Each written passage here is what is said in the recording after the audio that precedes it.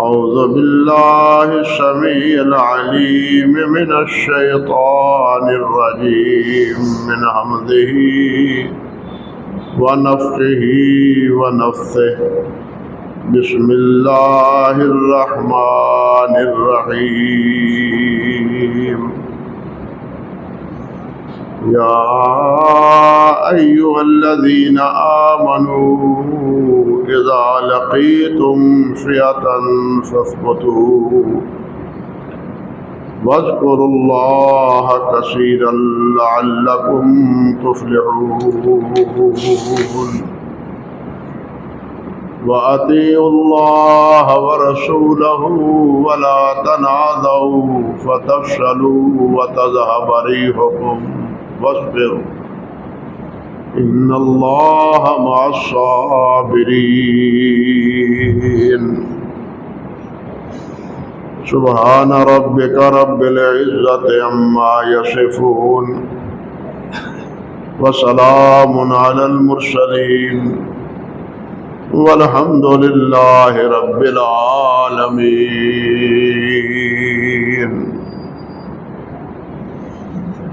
محترم معزز سامعین کرام، عزت مآب میری بہنوں اور بیٹیوں،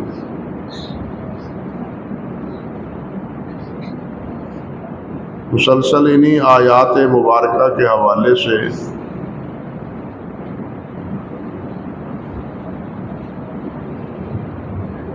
بنیادی باتیں جنگ کے مراحل میں جن کو ملحوظ خاطر رکھنا چاہیے، ان باتوں کا تذکرہ اور ان کی ہدایت اللہ سبحانہ و تعالیٰ نے ان دونوں آیات میں بیان فرمائی۔ سید الانبیاء حضرت محمد رسول اللہ صلی اللہ علیہ وسلم نے بھی اسی حوالے سے جو کچھ ارشاد فرمایا ہے وہ آپ سب سنتے رہے ہیں۔ دوسری اہم بات، پہلی تو بات یہ تھی کہ پہلے تو دشمنوں کے ساتھ لڑائی کا ارادہ ہی نہ کرو، لڑائی سے گریز کرو، حتی الوسع اور اس سے بچنے کی کوشش کرو۔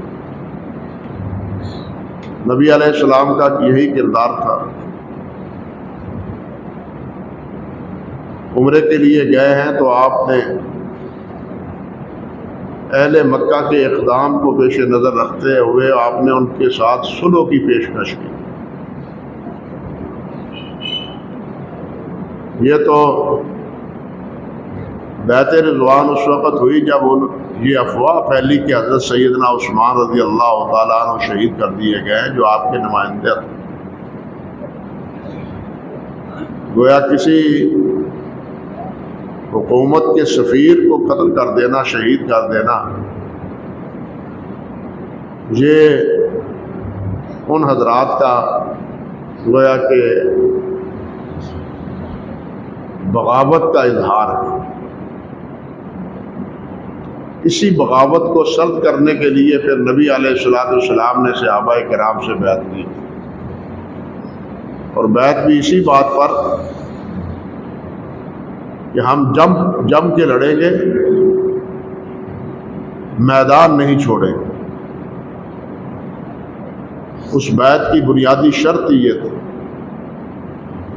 اسی طرح آپ دیکھیں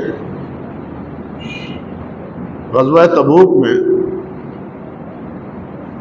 30,000 کا لشکر نبی علیہ السلام لے کے 1,000 سے زیادہ میل کی مسافت پر عین شام کی سرحد پر جا کے ٹھہرتا ہے۔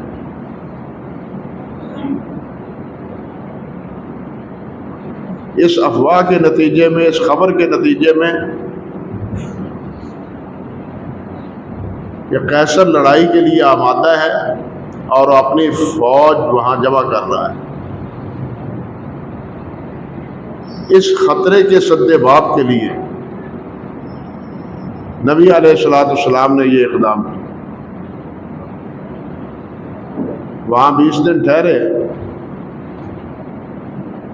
مگر قیصر کو یہ ہمت نہ ہوئی اور اس کے فوج کو بھی یہ جرأت نہ پڑی کہ وہ پیش قدمی کرتے اور نبی علیہ الصلوۃ والسلام اور صحابہ کرام مسلمانوں کے ساتھ مٹبھیڑ اور دو دو ہاتھ کرتے۔ وہ اسی سے خوفزدہ ہو گئے کہ جو 1000 میل کی مسافت طے کر کے یہاں تک پہنچے ہیں، آگے پتہ نہیں کیا کریں۔ لیکن نبی علیہ الصلوۃ والسلام نے ان کی اس خاموشی کو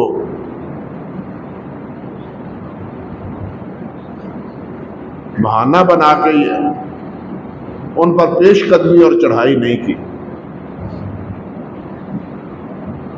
اتنا مشکل ترین مرحلہ تھا اور بڑی ہی مشکل سے نبی علیہ الصلوۃ والسلام سے صحابہ کرام رضوان اللہ علیہم اجمعین کے ساتھ وہاں تک پہنچے تھے، لیکن بالآخر وہاں سے بغیر لڑائی کے واپس آ گئے۔ وہ نہیں لڑے تو ہم بھی نہیں لڑتے۔ یہ ہے اصل پالیسی۔ اپنی انا کے تحت جب انسان اپنی انا، اپنی چدراہٹ اور اپنی بڑائی کا تصور جس وقت رکھ لے تو پھر کبھی بھی صلح نہیں ہوتی۔ جس وقت طرح کے آج کل کے حالات بنے ہوئے ہیں، دونوں میں جو تناؤ ہے وہ صرف یہ کہ پہلے کون پہنچتا ہے، بعد میں کون پہنچتا ہے۔ گویا پہلے پہنچنے میں ہی وہ اپنی شکست سمجھ رہے ہیں۔ انا للہ و انا الیہ راجعون۔ حالانکہ یہ حضرات، امریکہ تو ہے ہی مسلمانوں کا دشمن، یہود و ہنود اور نصارہ مسلمانوں کے کبھی بہی خواہ نہیں ہوئے۔ اللہ تعالیٰ جزائے خیر عطا فرمائے ہمارے جرنیل کو اور وزیر اعظم کو، حکمرانوں کو، جنہوں نے اس صلح کی پیش بندی کا انتظام کیا۔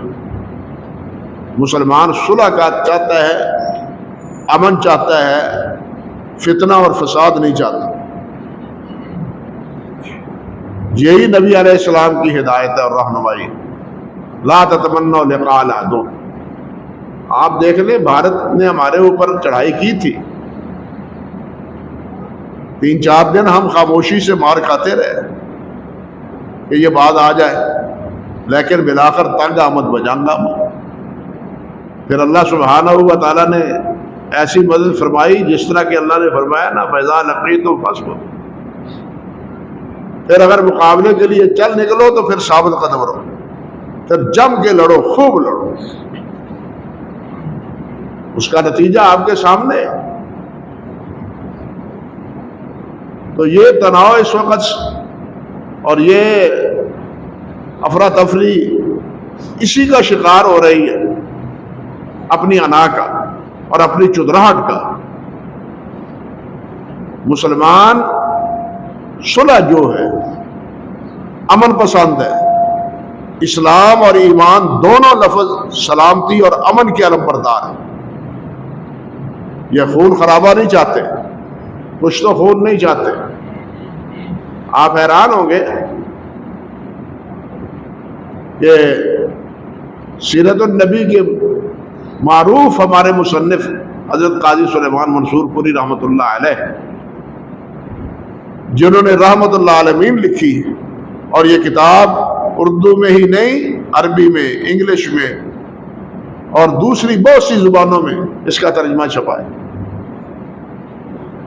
قاضی صاحب نے دلائل سے ثابت کیا ہے کہ نبی علیہ الصلوۃ والسلام نے جتنے بھی غزوات میں حصہ لیا ہے وہ دفاعی تھا، وہ اقدامی نہیں تھا، وہ دفاعی تھا۔ دشمنوں نے مجبور کر دیا تھا، وہ غزوہ احد ہو، بدر ہو، احد ہو یا غزوات احزاب ہو یا بالآخر فتح مکہ ہو یا غزوہ حنین ہو، ان تمام مواقع پر آپ کے اقدامات دفاعی نقطہ نظر سے تھے، اقدامی طور پر نہیں تھے، چڑھائی کے نقطہ نظر پر نہیں تھے۔ تو یہ ہے نبی علیہ السلام کی پالیسی اور یہ ہے مسلمانوں کا سب کو آپ کا دیا ہوا سبق۔ کہ ہم امن کے علم بردار ہیں، سلامتی کے علم بردار ہیں، ہم لڑائی نہیں چاہتے، لیکن اگر دشمن مقابلے کے لیے آئی جائے تو پھر سب سے پہلا سبق یہ ہے فثبتوا، پھر ثابت قدم رہو، تمہارے پاؤں میں پھر جنبش نہیں ہونی چاہیے، پلٹنے کا کوئی تصور نہیں ہونا چاہیے۔ اور دوسری چیز وَاذْكُرُوا اللَّهَ كَثِيرًا لَعَلَّكُمْ تُفْلِحُونَ، اللہ رب العزت کو بقصد یاد کرو تاکہ تم کامیاب ہو پاؤ۔ اب ثابت قدمی کے سبق کے بعد اللہ کے ذکر کی یہ تاکید اس بات کی دلیل ہے کہ لڑائی صرف اسلحہ اور افراد کی بنیاد پر نہیں ہوتی، اللہ کی مدد اور اللہ کی توفیق سے ہوتی۔ اللہ اکبر کبیر، یہ کیوں ہے؟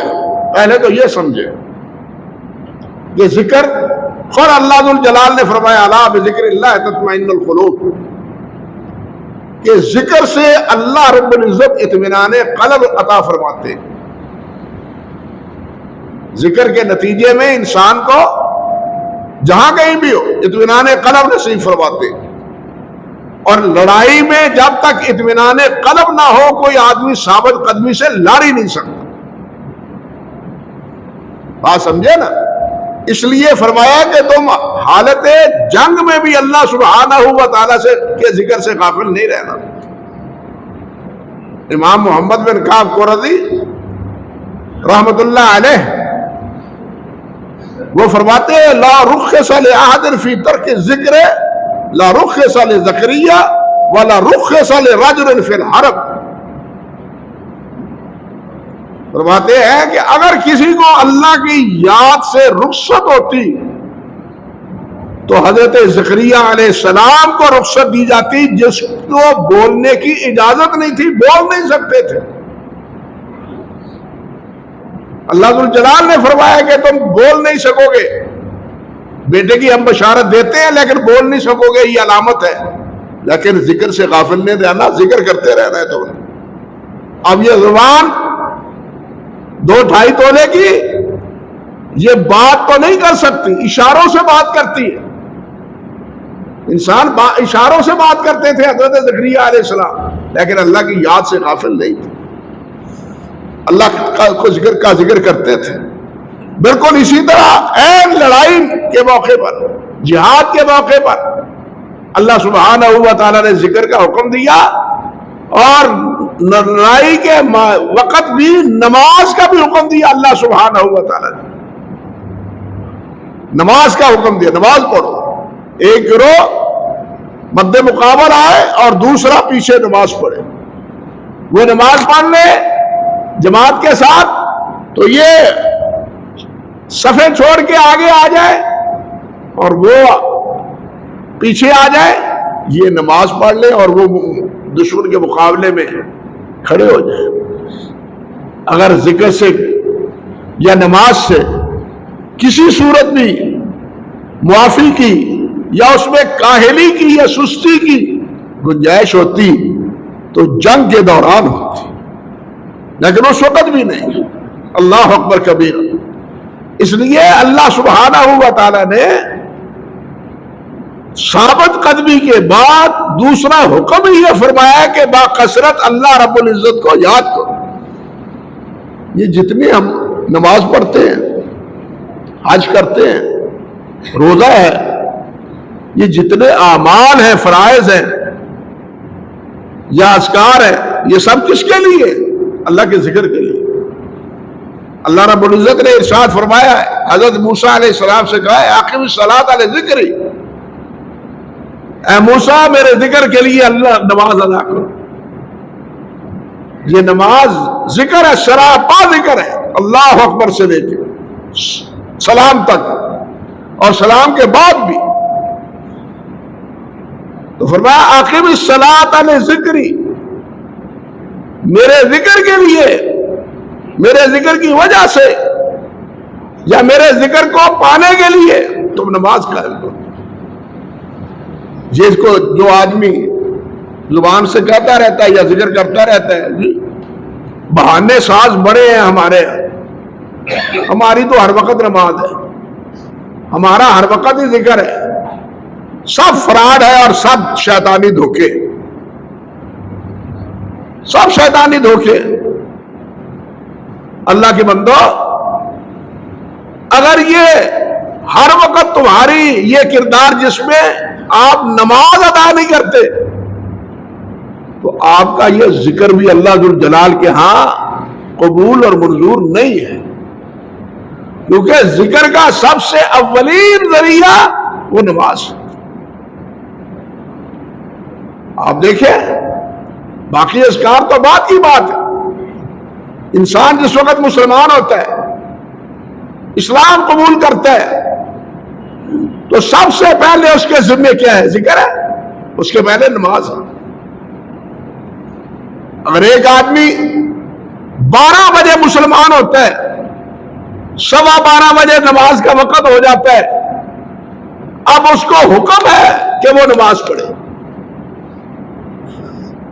اب سوال تو یہ ہے کہ اس کو تو نماز آتی نہیں، نہ فاتحہ آتی ہے، نہ تشہد آتا ہے، نہ درود شریف آتا ہے، نہ کوئی اور دعا آتی ہے، نہ قرآن مجید آتا ہے، تو وہ نماز پڑھے گا تو پڑھے گا کیسے؟ نبی علیہ السلام نے اس کا حل بھی بتلایا۔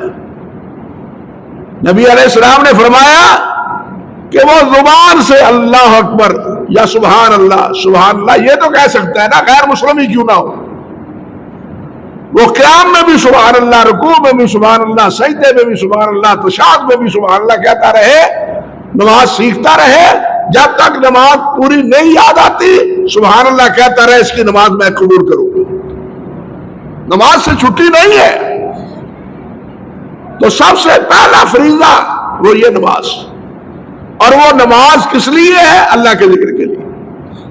اور اس نماز میں بھی اس پہلے مسلمان کو کیا سکھایا ہے کہ تم سبحان اللہ ہی پڑھتے رہو، الحمدللہ ہی پڑھتے رہو، کوئی اللہ کا ذکر، کوئی اللہ کی تسبیح، کوئی اللہ کی حمد کا کلمہ ادا کرو، قیام میں بھی، رکوع میں بھی، سجدے میں بھی، تشہد میں بھی، تمہاری نماز ہو جائے گی۔ نماز یاد کر لو، پھر اس کے مطابق نماز پڑھو۔ تو نماز سے کسی صورت رخصت نہیں ہے، اللہ اکبر کبیرہ۔ لیکن ہمارے ہاں تو اس کا جس طرح کباڑا ہوا ہے، اللہ معاف فرمائے، اور پھر کیا بھی ان لوگوں نے جو شمار ہوتے ہیں جناب یہ بڑی پہنچی ہوئی سرکار ہے۔ ہمارے ایک بزرگ فرمایا کرتے تھے، ہاں یہ بہت پہنچی ہوئی سرکار ہے بے نماز، لیکن کہاں پہنچی ہوئی ہے؟ جہنم میں، جنت میں پہنچی ہوئی نہیں، یہ جہنم میں پہنچی ہوئی سرکار ہے۔ کیوں؟ نبی علیہ السلام نے فرمایا من ترک الصلاۃ متعمدا فقد کفر، جو قصدن نماز چھوڑ دیتا ہے اس کا اسلام کے ساتھ کوئی تعلق نہیں۔ الفرق بیننا و بینہم ترک الصلاۃ، ہمارے اور غیر مسلمانوں کے درمیان فرق نماز کا ہے، ہم نماز پڑھتے ہیں، وہ نماز نہیں پڑھتے۔ اب یہ جو نماز نہیں پڑھتا وہ پہنچا ہوا کہاں کا ہے؟ کہاں کا پہنچا ہوا ہے؟ وہ جنت میں تو نہیں پہنچا ہوا، وہ تو جہنم میں پہنچا ہوا ہے۔ لیکن شیطان ہمیں یہ سبق نہیں دیتا، یہ سمجھنے نہیں دیتا، اور سبق یہی دیا جاتا ہے کہ جناب یہ بڑی سرکار ہے، ان کی لیے ہر وقت ہی نماز۔ اللہ اکبر کبیر۔ یہ باتیں خود مجھ سے بیتی ہیں، میرے ساتھ گزری ہیں، سنی سنائی نہیں کرتا، میرے ساتھ گزری ہیں۔ اللہ تعالیٰ ہمیں معاف فرمائے اور سمجھ دے۔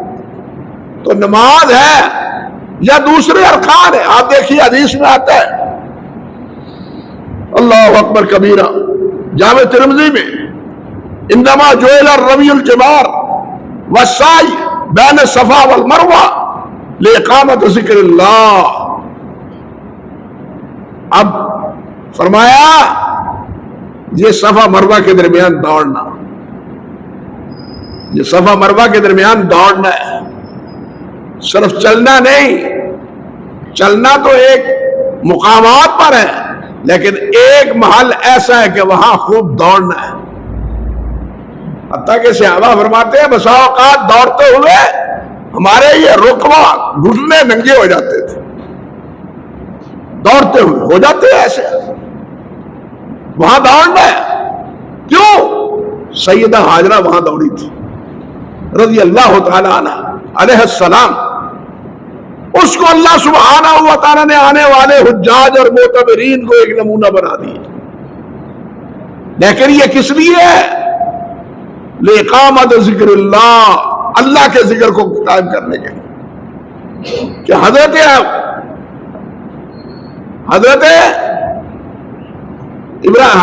ہاجرہ ان کی یہ نیکی یاد کر کے تم بھی اللہ سبحانہ و تعالیٰ کی یاد میں مصروف رہو. اسی طرح وہ رمی الجمار، کینکریے مارنا، پتھر مارنا، یہ کس لیے؟ لِإِقَامَةِ ذکر اللہ، اللہ کے ذکر کو قائم کرنے کے لیے. اور جن حضرات کو یہ سعادت نصیب ہوئی ہے وہ جانتے ہیں کہ پتھر کو 2 انگلیوں میں لیا جاتا ہے، چھوٹے سے پتھر کو، بڑا نہیں، اور وہ بھی چنے کے برابر، بڑا پتھر نہیں. ہم تو ہر معاملے میں ہی تجاوز کر جاتے ہیں. چھوٹا سا چنے کے برابر پتھر اور ہاتھ اٹھا کے اس طرح ہاتھ نہیں، ہاتھ بسم اللہ اللہ اکبر، بسم اللہ اللہ اکبر. یہ کیا ہے؟ اللہ کا ذکر ہے. لِإِقَامَةِ ذکر اللہ، یہ سب اللہ کے ذکر کے لیے. ایک حدیث میں آتا ہے، نبی علیہ السلام سے پوچھا گیا، حضور یہ فرمائیے کہ کون سا عمل جو ہے نا وہ بہتر ہے. لفظ ہے حدیث کے، ذرا دیکھیے، ای المجاہدین اعظم اجرا، مسند امام احمد کی، ای المجاہدین اعظم اجرا، جہاد کرنے والے بہت ہیں لیکن سب سے بڑا اجر ملنے والا جو ہے مجاہد کو وہ کون سا ہے؟ فرمایا اکثرہم ذکر اللہ تبارک و تعالی، وہ مجاہد جو جہاد میں اکثر اللہ کو یاد کرتا ہے، اس کا جہاد سب سے افضل ہے. یہی پوزیشن روزے کی ہے. روزے کا یہ مقصد نہیں روزہ رکھ لیا اور اس کو بہلانے کے لیے کچھ اور دیکھتا رہا، نہیں، اللہ کا ذکر کرنا ہے، قرآن مجید پڑھنا ہے، اللہ کی یاد کرنا ہے. روزے کے بارے میں بھی یہی بات فرمائی، حج کے بارے میں بھی یہی بات فرمائی کہ افضل حج کون سا ہے؟ فرمایا حج وہ افضل ہے جس میں اللہ کو کثرت سے یاد کیا جائے. اللہ الحج حج بس، جس میں چیخ سے اللہ ذوالجلال کی کبریائی بیان کی جائے، اللہ اکبر اللہ اکبر اللہ اکبر. یہ ہے حج. یہ گویا کے سارے ارکان، ان کا بھی خلاصہ کیا ہے؟ اللہ کا ذکر ہے. اور یہ اللہ کے ذکر کا حکم این میدان کارزار میں بھی اللہ سبحانہ و تعالی نے فرمایا ہے کہ ثابت قدم رہو اور فاذکروا اللہ کثیرا، اللہ کو باکثرت یاد کرو، لعلکم تفلحون، تاکہ تم فلاح پاؤ. حضرت امام بخاری رحمۃ اللہ علیہ نے صحیح بخاری میں ایک باب باندھا ہے، 2 باتیں قابل، باب و عمل الصالح قبل القتال. کتاب الجہاد میں امام بخاری نے باب باندھا ہے، باب و عمل الصالح قبل القتال، کہ لڑائی سے پہلے عمل کرو، نیکی کے عمل کرو، اللہ کو یاد کرو. قال ابو الدرداء، اور حضرت ابو الدرداء کا یہ قول ذکر کیا ہے، فرماتے ہیں انما تقاتلون باعمالکم، کہ تم اپنی قوت بازو سے نہیں لڑتے بلکہ تم اپنے عملوں سے لڑتے ہو. عمل سے مراد کیا؟ اللہ کی بندگی سے، اللہ کے ذکر سے، اللہ کی یاد سے. اور اسی پر امام بخاری رحمۃ اللہ علیہ نے یہ باب باندھا ہے، باب و عمل الصالح قبل القتال. آپ کو یاد ہوگا چند خطبات پہلے، یعنی چند جمعوں سے پہلے میں نے ایک جمعے میں ذکر کیا تھا کہ قیصر نے اپنے سپہ سالار سے پوچھا کہ کیا وجہ ہے کہ ہم ہر میدان میں شکست کھا رہے ہیں؟ سبب کیا ہے؟ کیا ہمارے فوج کم ہے؟ ہمارے پاس اسلحہ کم ہے؟ ہر جگہ پر سپاہی کیوں ہے؟ تو اس کے سپاہ سالار نے کیا جواب دیا تھا؟ اس نے کہا تھا جناب ہم پسپا اس لیے ہیں کہ رات کو شرابیں پیتے نافرمانیاں کرتے ہیں اور وہ رات کو مصلی پہ اللہ کے ساتھ محو گفتگو ہوتے ہیں اور دن کو وہ گھوڑے کی پیٹھ پر سواری کرتے ہمارے مد مقابل آتے ہیں. وہ لوگوں کے درمیان عدل و انصاف کرتے ہیں، ہمارے ہاں ظلم اور جور ہوتا ہے. یہ اسباب ہے ان کی کامیابی کے اور ہماری ناکامی کے. اس کا اعتراف اس نے بھی کیا تھا کہ یہ ہمارے ساتھ لڑنے والے رات کے راہب ہیں اور دن کے شاہ سوار ہیں. یہی بات یہاں امام صاحب نے اشارہ کیا ہے. قرآن مجید آپ پڑھیں، اللہ والوں کی بات جنہوں نے پہلے نبی علیہ السلام سے پہلے دشمنوں کے ساتھ مقابلے کیے ہیں، اللہ نے ان کی دعاؤں کا تذکرہ کیا ہے.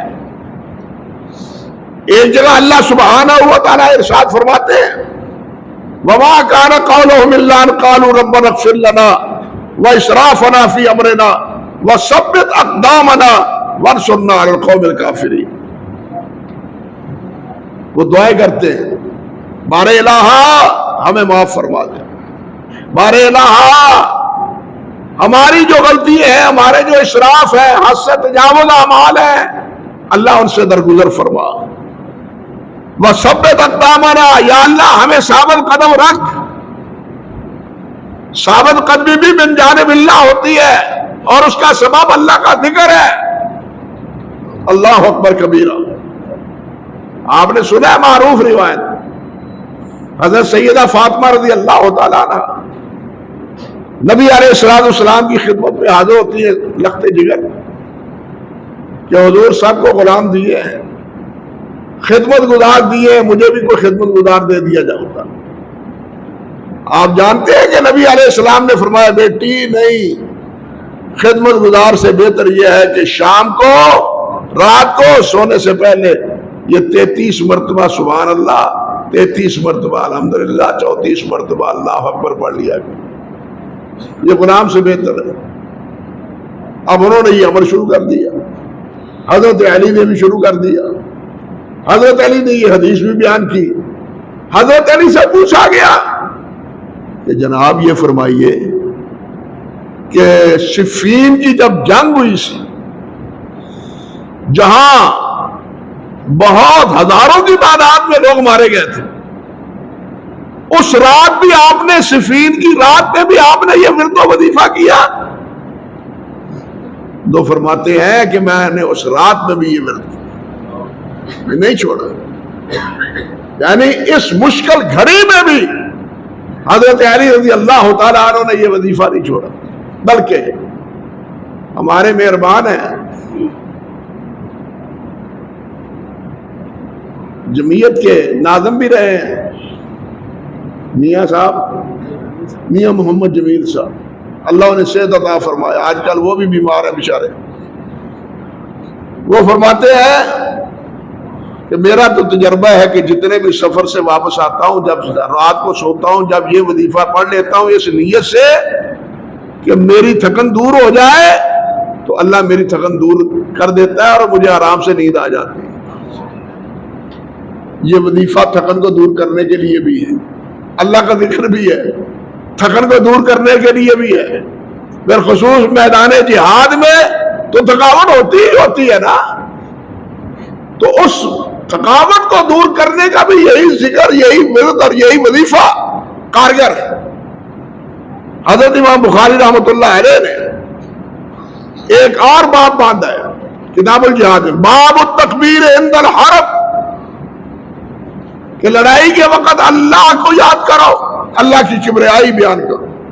اور حدیث لائے ہیں کہ جب خیبر گئے آپ خیبر تشریف لے گئے صحابہ کرام رضوان اللہ علیہ مجمعین کی ہمراہ علی صبح نماز کے بعد جب خیبر کے میدان میں اترے تو یہودیوں نے مسلمانوں کے صحابہ کرام کے لشکر کو دیکھ کے وہ کہنے لگے او محمد اور اس کے ساتھی آ گئے، محمد اور اس کے ساتھی آ گئے، یہ کہہ کے وہ قلعے کے اندر انہوں نے اپنے آپ کو محفوظ کر لیا۔ وہ قلعہ آج بھی محفوظ ہے، آج بھی اس کے خنڈرات موجود ہیں، مجھے وہاں جانے کا اتفاق ہوا ہے، دیکھے ہیں میں نے، بہت مضبوط قلعہ ہے۔ اللہ اکبر کبیرہ۔ لیکن وہ یہ کہہ رہے تھے اور نبی علیہ السلام کیا فرما رہے تھے؟ اور فرافہ صحابی فرماتے ہیں فرافہ نبی صلی اللہ علیہ وسلم یدہ، نبی علیہ السلام نے دونوں ہاتھ بلند فرمائے اور فرمایا اللہ اکبر خاربت خیبر، اللہ سب سے بڑا ہے، خیبر برباد ہو گیا۔ یہ ہے مسلمانوں کا، یہ ہے نبی علیہ السلام کا نعرہ۔ آج تو ہمارے نعرہ ہی بدل گئے ہیں، سمجھے بات؟ آج تو ہمارے نعرے ہی بدل گئے ہیں۔ اللہ کے رسول کا نعرہ کیا ہے؟ اللہ اکبر، اللہ سب سے بڑا ہے، اس بڑے نے ہی سب کی مدد کرنی ہے۔ اللہ اکبر کبیرہ۔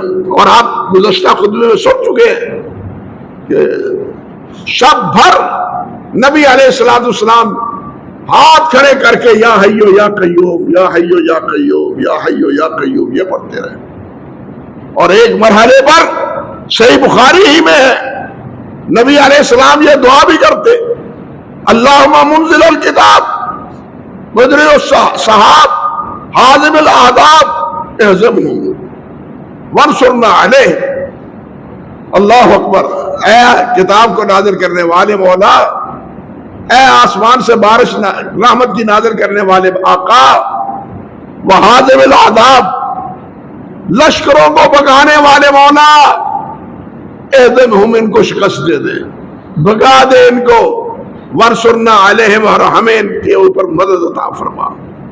یہ میدان کارزار میں اللہ کے رسول صلی اللہ علیہ وسلم کی دعائیں ہیں۔ اللہ اکبر کبیرہ۔ حافظ ابن حجر رحمۃ اللہ علیہ نے امام اسماعیلی کے مستخرج سے ایک روایت کے الفاظ یہ بھی ذکر کیے کہ آپ فرما رہے اللہم انت ربنا و ربہم، دیکھیے اللہم انت ربنا و ربہم ونحن عبیدک وہم عبیدک نواسینا و نواسیہم بیدک فاعذبہم وانصرنا علیہم۔ یا اللہ ہم بھی تیرے بندے ہیں، وہ بھی تیرے بندے ہیں، ہم بھی تیرے غلام ہیں، غلام وہ بھی ہے تیرے، اگرچہ وہ میرا انکار کرتے ہیں لیکن ہیں تو تیرے ہی بندے نا، رزق تو ہی دیتا ہے ان کو۔ نواسیہم و نواسینا بیدک، ہماری پیشانی اور ان کی پیشانی مولا تیرے ہاتھ میں ہے، فانصرنا علیہم، اللہ ان پر ہماری مدد فرما۔ اللہ اندازہ کیجئے کن کن الفاظ سے۔ اور پھر جب فتح مکہ ہوا، اللہ اکبر، صحابی فرماتے ہیں فتح مکہ کے وقت نبی علیہ السلام اپنی اونٹنی مبارک پر تشریف فرما تھے اور انکساری اور عاجزی کے ذریعے آپ کا سر مبارک پالان کو لگے جا رہا تھا۔ اوپر پالان ہوتا ہے نا، اس کو اس طرح سر جھکائے ہوئے پالان لگا، اور کیا کہہ رہے ہیں؟ فرما رہے ہیں الحمدللہ الذی نصر عبدہ صدق وعدہ وہدم العذاب وحدہ۔ الحمدللہ، اس اللہ کا شکر جس نے اپنے بندے کی مدد کی، جس نے اپنے بندے کے ساتھ کیا ہوا وعدہ پورا کیا، وہدم العذاب وحدہ، تمام لشکروں کو اس اکیلے نے بھگا دیا، ہم نے نہیں بھگایا، اللہ نے بھگایا۔ بدر میں بھی اسی نے، احد میں بھی اسی نے، احزاب میں بھی اسی نے، اب فتح مکہ میں بھی اسی نے، باقی مواقع پر بھی اسی نے سب کو بھگا دی۔ ہماری بہادری نہیں، ہماری منصوبہ بندی نہیں، میرے ساتھیوں اور میرے فوج کی تربیت نہیں، بلکہ کس کے نتیجے میں سے، کس وجہ سے؟ اللہ کی مدد سے۔ یہ ہے اللہ کی مدد کا انداز جو اللہ کے رسول صلی اللہ علیہ وسلم جنگ کے دوران اختیار کیا کرتے تھے، اور اسی لیے اللہ ذو الجلال نے یہاں بھی یہی بات ارشاد فرمائی ہے، فاذکروا اللہ کثیرا لعلکم تفلحون۔ اگر فلاح بات چاہتے ہو، کامیابی چاہتے ہو، تو پھر کیا کرو؟ باکثرت اللہ کو یاد کرو۔ اور میں پہلے عرض کر چکا ہوں کہ یہ کثرت سے یاد کرنا صرف جنگ کے موقع پر ہی نہیں، بلکہ پوری زندگی اس سے عبارت ہونی چاہیے۔ اٹھتے بیٹھتے چلتے پھرتے کوئی مجلس ایسی نہیں ہونی چاہیے۔ حضرت معاذ سے فرمایا نبی علیہ السلام نے، ایک صحابی پوچھتے عبداللہ بن بصر بھی رضی اللہ تعالیٰ عنہ اور سفیان بن عبداللہ بھی پوچھتے ہیں، حضور ان شرائع الاسلام قد قصر، دین کے بڑے مسائل ہیں، ایک ہی بات بتا دیجیے جو پلے باندھ لوں اور اس کو سمیٹ لوں دامن میں۔